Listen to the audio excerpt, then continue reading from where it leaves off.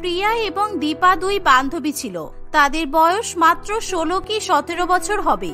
তারা একই গ্রামে একই পাড়ায় থাকে, কিন্তু একসঙ্গে খেলার, একসাথে ঘুরে বেড়ানোর বা একসঙ্গে আনন্দ ফুর্তি করার স্বাধীনতা তাদের নেই। আর এটার একমাত্র কারণ তাদের দুজনের বাবা মায়েদের মধ্যে পৈতৃক জমি নিয়ে সমস্যা। বাবা মায়েদের ঝগড়া ঝামেলার মাঝে তারা ছেলে মেয়েগুলোকে এমন ভাবে জড়িয়ে ফেলে যে নিজেরাও একে অপরের সঙ্গে কথা বলে না, তাদের মুখও দেখে না, আর মেয়ে দুটোকেও একে অপরের সঙ্গে মিশতে দেয় না। এই দুই পরিবারের মধ্যে প্রিয়ার পরিবার যেমন ধনী, দীপার পরিবার তেমনই গরিব। এটাই তো অবস্থা। দুবেলা দুমুঠো ঠিক করে খেতেও তোদের অসুবিধা হচ্ছে, তাও এই জমিটা তোরা আমার নামে লিখে দিচ্ছিস না। এই জমিটা বিক্রি করে দিলেই তো তোদের হাতে বেশ কিছু টাকা চলে আসবে, আর সেই টাকা দিয়ে ব্যবসাপাতি করে তোরাও তো একটু পয়সার মুখ দেখতে পারিস, তাই না? এই জমিটা আমার বাবার। আমার বাবা বেঁচে থাকতে এই জমিটা আগলে রেখেছিল, আর আমিও রাখবো। অকারণে তোমায় কেন জমিটা বিক্রি করতে যাব? তোর জমির গাছের পাতা আমার উঠোনে এসে পড়ে, সেই পাতা পরিষ্কার করার দায়িত্ব আমার নাকি? তোদের জমির ওই বড় বড় গাছগুলোর জন্য আমার বাড়ির দেওয়ার নড়বড় হয়ে যাচ্ছে, সেসবের দায়িত্ব কে নেবে শুনি? তাহলে কি আমি এখন তোমাদের বাড়িতে পাতা পরিষ্কার করতে যাব? আমি বেঁচে থাকতে তোমাদের বাড়িতে যাব না, আর ওই জমিতেও তোমাদের কারোর হাত অব্দি যেতে দেবো না বলে দিলাম। এভাবে আবার বাড়ির দুই কর্তার মধ্যে ঝামেলা শুরু হয়ে যায়। এই ঝামেলায় আর কারোর কোনো অসুবিধা বা ক্ষতি না হলেও প্রিয়া এবং দীপা বেশ সমস্যায় পড়ে। একটা জমির জন্য এভাবে তাদের ছেলেবেলাটা নষ্ট হয়েছে, এখন তাদের কৈশোরটাও নষ্ট হয়ে যেতে বসেছে। দেখতে দেখতে আরো বেশ কিছুদিন কাটে। দীপাদের অবস্থা দিনের পর দিন যেন খারাপ হতেই থাকে। সত্যি সত্যি তাদের অবস্থা এমন জায়গায় গিয়ে পৌঁছায় যে দীপাদের বাড়ির সবাইকে দুদিন ধরে শুধু জল খেয়ে কাটাতে হয়। দীপার এমন কষ্ট প্রিয়ার কিছুতেই সহ্য হয় না। একদিন সে তাদের গ্রামের দিঘির পাড়ে দীপার সঙ্গে দেখা করতে যায়। এখান থেকে কত লোকজন যায় বলতো? কেউ যদি একবার আমাদেরকে একসঙ্গে দেখে তোর বাবা বা আমার বাবাকে বলে দেয়, তাহলে আমাদের বাড়ি থেকে বেরোনোই বন্ধ হয়ে যাবে। সেটা তুই জানিস তো। আমরা স্কুলে গিয়ে তো দেখা করতে পারি, সেটাই তো যথেষ্ট। তুই আমার সবচেয়ে ভালো বন্ধু। দিনের পর দিন তোর এই অবস্থা আমি আর সহ্য করতে পারছি না রে। আমি জানি তুই দুদিন ধরে কিচ্ছু খাসনি, তাই আমি তোর জন্য তোর পছন্দের খাবার নিয়ে এসেছি। তুই এটা খেয়ে বাড়ি চলে যা। বাবা মা ভাই দুদিন ধরে শুধু জল খেয়ে কাটাচ্ছে, আর আমি তোর কাছ থেকে পোলাও ভাত খেয়ে বাড়ি যাব? এটা হয় কখনো? তুই এটা নিয়ে ফিরে যা। আমি এটা তোর জন্য নিয়ে এসেছি, আর তুই এটা খাবি। এখানে না খেলে বাড়ি নিয়ে গিয়ে খাবি, কিন্তু এটা আমি ফেরত নিয়ে যাব না, এই আমি বলে দিলাম। না হয় বাড়িতে গিয়ে বলবি তোর কোনো বান্ধবী তোকে দিয়েছে। বাবা ভালো করেই জানে তুই ছাড়া আমার এত ভালো বন্ধু আর কেউ নেই, তাই এটা বলে লাভ হবে না। ঠিক আছে, আমি আপাতত এটা নিয়ে তো চাই, অন্তত সবাই তো কিছু খেতে পারবে। দীপা আর বেশি কিছু না বলে প্রিয়ার দেওয়া পোলাওটা নিয়ে বাড়িতে ফিরে আসে। দীপাকে খাবার নিয়ে ফিরে আসতে দেখে তার বাড়ির সকলেই প্রচন্ড পরিমাণে খুশি হয়। কিন্তু সেই খাবারটা সবাই খেতে যাওয়ার আগেই সুখেন বাবু দীপার কাছে জানতে চায় সে খাবারটা কোথা থেকে পেয়েছে। কারণ সুখেন বাবু জানে এত টাকা দিয়ে খাবার কেনার মতো টাকা তার মেয়ের কাছে ছিল না, আর দীপার এত ভালো কোনো বন্ধুও নেই যে দীপাকে তার পছন্দের খাবার রান্না করে বাড়িতে পাঠাবে। এটা তো আমি কিনে এনেছি বাবা, সত্যি বলছি। আমাদের স্কুলের পাশে একটা পোলাওয়ের দোকান আছে, সেখানে মাত্র 1 টাকায় পোলাও ভাত বিক্রি হয়। আমার কাছে যে 1 টাকাটা ছিল আমি ওটা দিয়েই কিনে এনেছি। কি বলছিস রে? 1 টাকার পোলাও ভাত? 1 টাকাতে আজকাল কিছু পাওয়া যায়? কালকে আমাকেও নিয়ে যাস তো, আমি তাহলে একটু বেশি বেশি করে কিনে আনবো। আমার কাছে হাতে গুনে 6-7 টাকা মতো পড়ে আছে, ওটা দিয়ে আমাদের পেট ভরে খাওয়া হয়ে যাবে। কেমন নিজের পায়ে নিজেই কুড়ুলটা মারলি তুই দীপা। এখন তুই মাকে কি বলবি? মা স্কুলের সামনে যেতে চাইলেই তো সমস্যায় পড়ে যাবি তুই। কিরে, আমাকে নিয়ে যাবি তো? একবারে দুদিনের খাবার তুলে গরম করে করে খেতে পারবো। ভাইয়ের তো যখন তখন খিদে পায়, ওকে একটু মাঝে মাঝে দিতে পারবো, তাই বলছিলাম। তুমি গেলে তো তোমাকে দেবে না মা, ওটা শুধু স্কুলের শিক্ষার্থীদের জন্য। অনেক বাচ্চারা স্কুলে টিফিন আনতে পারে না, তো তাই মাত্র 1 টাকাতে তাদের জন্য খাবার খাওয়ার ব্যবস্থা করা হয়েছে। তোমাকে তো দেবেই না। তাহলে তুই নিয়ে আসবি, আমি তোকে 10 টাকা দেবো। 10 জায়গায় আলাদা আলাদা করে 10 প্লেট নিয়ে আসবি, আর ওই দিয়েই আমাদের 2-3 দিন ভালোভাবে চলে যাবে। এই কথা শুনে দীপা মহা বিপদে পড়ে। সে একটা মিথ্যাকে ঢাকতে গিয়ে একের পর এক মিথ্যা কথা বলতেই থাকে। এবার সে চিন্তা করতে থাকে এটা ভেবে যে সে প্রিয়াকে কি করে 10 প্লেট পোলাও ভাত আনার জন্য বলতে পারবে। তার লজ্জাও করে, আবার অসহায় বোধও হয়। পরের দিন স্কুলে গিয়েই পোলাওয়ের কথা জিজ্ঞাসা করার জন্য প্রিয়া দীপার কাছে ছুটে আসে, কিন্তু দীপার চোখ মুখের অবস্থা দেখে প্রিয়ার মোটেই ভালো লাগে না। দীপার চোখ মুখ দেখেই বোঝা যায় যে সে কিছু একটা ব্যাপার নিয়ে বড্ড চিন্তিত। কিরে, কালকে পোলাও খেয়েছিলিস তো? কেমন লাগলো? তুই পোলাও ভালোবাসিস বলে আমি জোর করে কালকে মাকে দিয়ে পোলাও বানিয়েছিলাম। তো যা যা খেতে ইচ্ছা হবে আমাকে বলবি, ঠিক আছে? আমি যখন যেটা পারবো বানিয়ে নিয়ে চলে আসবো। আর কিছু আনতে হবে না। তোর এই একদিনের পোলাওয়ের চক্করে পড়ে আমি বিশাল ভাবে ফেসে গেছি। এবার কি করব কিছুই বুঝতে পারছি না আমি। দীপা প্রিয়াকে তার 1 টাকার পোলাওয়ের গল্প সমস্তটা খুলে বলে। প্রিয়াও এই শুনে বেশ চিন্তায় পড়ে। আজকে আমার কাছে টাকা আছে, তুই চাইলে আমি তোকে কোনো রেস্টুরেন্ট থেকে 10 প্লেট পোলাও কিনে দিতে পারবো, কিন্তু তোর বাবা মা যদি প্রত্যেক দিনই তোকে পোলাও কিনতে বলে তাহলে তো খুব অসুবিধা হয়ে যাবে।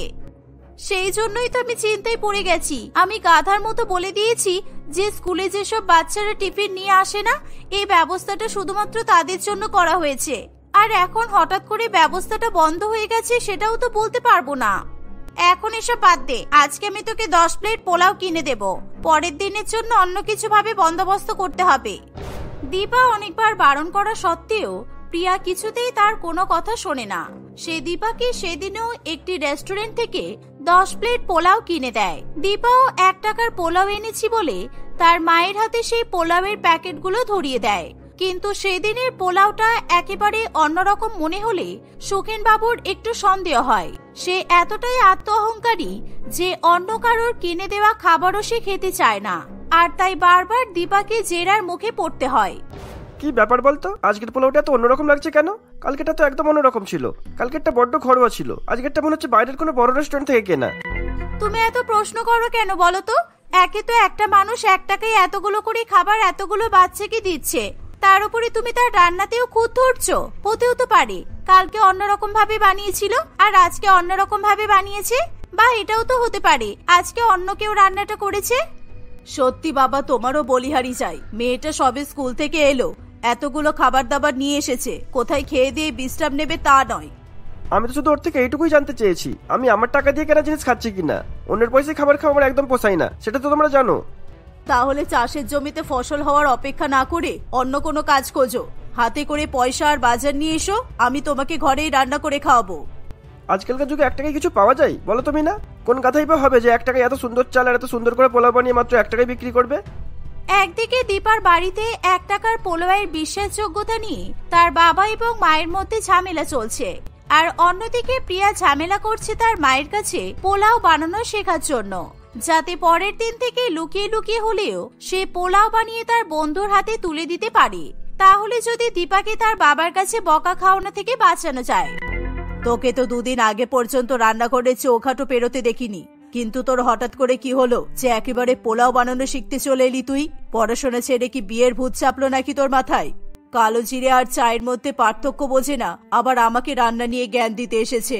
মায়ের সঙ্গে বেশ কিছুক্ষণ খুনসুটি করার পর প্রিয়া শেষ পর্যন্ত তার মায়ের কাছ থেকে পোলাও বানানো শিখে নেয়। ঠিক এর পরের দিন মায়ের অনুপস্থিতিতে প্রিয়া অনেক সকাল সকাল ঘুম থেকে উঠে সবার চোখের আড়ালে রান্নাঘরে গিয়ে বেশ অনেকটা পোলাও বানিয়ে ফেলে। সেই সমস্ত পোলাওটা লুকিয়ে লুকিয়ে স্কুল ব্যাগের মধ্যে ভরে নেয়। কেউ কিছু বুঝতে পারার আগেই প্রিয়া রান্নাঘরও ভালো মতো করে পরিষ্কার করে স্কুলের জন্য বেরিয়ে পড়ে। সে আবার তার বানানো সমস্ত পোলাও দীপার হাতে তুলে দেয়। দীপা সেটা মাত্র 5 টাকা দিয়ে কেনা 5 প্লেট পোলাও ভাত বলে তার মায়ের হাতে তুলে দেয়। এই ঘটনা বেশ কয়েকদিন ধরেই চলতে থাকে। দেখতে দেখতে কয়েক সপ্তাহ কাটে। একদিন, এবার সত্যি করে বলতো দীপা, এই পোলাওগুলো তুই কোথা থেকে আনিস? আর আমাকে মিথ্যা বলিস না মা, তোদের স্কুলে যে এমন 1 টাকার কেউ পোলাও বিক্রি করে না সেটা আমি ভালো করেই জেনে গেছি। মানে তুমি কি বলছো? যা খুশি তাই বললেই হলো? স্কুলে কেউ 1 টাকার পোলাও বিক্রি না করলে আমি প্রত্যেকদিন এত এত টাকার পোলাও কোথা থেকে কিনে আনতে পারতাম বলো? আমাদের কাছে কি এত টাকা আছে? তাহলে তুই বলতে চাইছিস তোদের স্কুলের বান্ধবী সঞ্চারীর মা আমাকে মিথ্যা কথা বললো? ওর মা তো বললো 1 টাকার পোলাওয়ের ব্যাপারে সে কিছুই জানে না, অথচ তুই বিগত 2 সপ্তাহ ধরে আমাদের জন্য 1 টাকার পোলাও এনে দিচ্ছিস। কোথা থেকে আনছিস? কে দিচ্ছে তোকে? মানে ওই আর কি, আসলে। কি আমতা আমতা করছিস? কিছু জিজ্ঞাসা করছি তো। তুই 1 টাকার পোলাও ভাত কোথা থেকে আনছিস এক্ষুনি বলবি নাকি তোর বাবাকে ডাকবো? মিনার কথা শেষ হতে না হতেই সেখানে প্রিয়ার মা পারুল দেবী চলে আসে। পারুল দেবীকে হঠাৎই তাদের বাড়িতে এভাবে আসতে দেখে মিনা দেবী এবং দীপা দুজনেই বেশ অবাক হয়। এই এত বছরের ঝগড়াঝাটির রেষারেষির মধ্যে পারুল দেবী কখনো মিনা দেবীর বাড়ির দিকেও ঘুরে তাকায়নি, আর আজকে সে বাড়ির ভেতরে চলে এসেছে দেখে সকলেরই একটু অদ্ভুত লাগে। পারুল দেবীর সঙ্গে তার মেয়ে প্রিয়াও ছিল। দুজনকে একসঙ্গে আসতে দেখে দীপা ভীষণ পরিমাণে ঘাবড়ে যায়। আমি বলছি, ও কোথা থেকে রোজ 1 টাকার পোলাও নিয়ে আসে? ওকে প্রত্যেকদিন আমার মেয়ে পোলাও বানিয়ে দেয়। প্রথম দিন ও বাড়ি থেকে লুকিয়ে শুধুমাত্র দীপার জন্য পোলাও নিয়ে গিয়েছিল, কিন্তু দীপা তো নাছোড়বান্ধা, ও কিছুতেই সেই পোলাও আপনাদের কাউকে না দিয়ে খেতে চায়নি। আর একদিন 1 টাকার পোলাওয়ের কথা বলতেই বাকি সব সমস্যার সৃষ্টি হয়েছে। আপনাদের মুখে প্রত্যেকদিন পোলাও ভাত তুলে দেবে বলে আমার মেয়ে পোলাও রান্না করাও শিখেছে। ও ভাবতো প্রত্যেকদিন লুকিয়ে লুকিয়ে পোলাও রান্না করে ওর বান্ধবীর হাতে তুলে দেবে, আর আমরা কেউ কোনোদিনও টেরও পাবো না। তুমি প্লিজ আমার উপর রাগ করো না মা। আমি যদি প্রথম দিন তোমাদেরকে বলে দিতাম ওটা প্রিয়া দিয়েছে, তাহলে তোমরা নিজেরাও খেতে না, আর আমাকে আর ভাইকে ওটা খেতে দিতে না। তাই প্রথম দিন আমাকে মিথ্যাটা বলতে হয়েছিল। আর একটা মিথ্যা কথাকে সত্যি প্রমাণ করার জন্য আমাদেরকে প্রত্যেকদিন কোনো না কোনো মিথ্যা বলে যেতেই হয়েছে। আমরা কেউ তোমাদেরকে মিথ্যা বলতে চাইনি, বিশ্বাস করো। দীপার বাবা যদি জানতে পারে ও মোহনের বাড়ির খাবার খেয়েছে, তাও আবার মোহনের মেয়ের হাতের তৈরি, তাহলে ও দীপাকে হয়তো বাড়ি থেকে বের করে দেবে।